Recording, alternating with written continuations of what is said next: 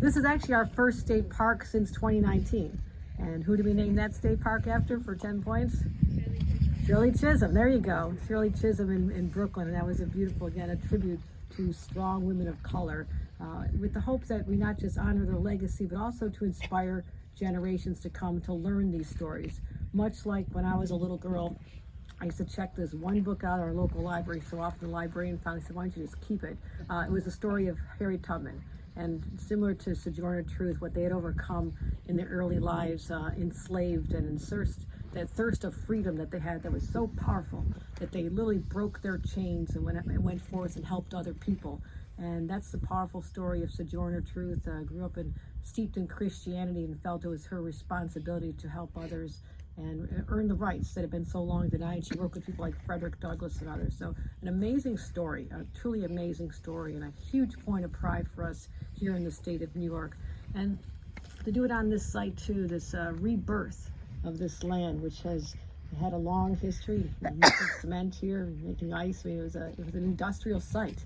And to think about how generations before us just neglected the possibilities, didn't see the possibilities of what we have on this most beautiful waterway that has been explored and part of our commerce, part of our story, part of the Hudson River School of Art, really dating back to Henry Hudson, 1609, made his way up there and really opened up the frontier of the northern part of our state.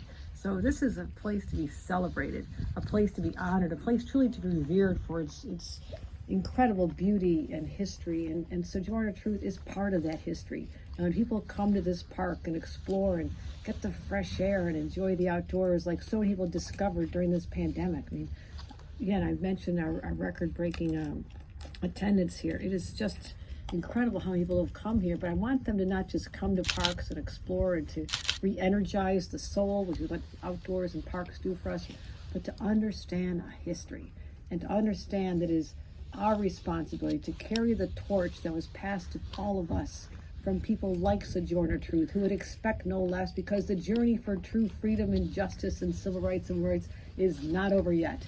And I stand here saying that very firmly in 2022, that we are continuing to take that torch, pass to us, make it glow even brighter before we pass it on to the next generations. We have a moral responsibility in her name and others to make sure that we're fighting against prejudices and discrimination and injustice everywhere it rears its ugly head. Sojourner Truth would expect no less.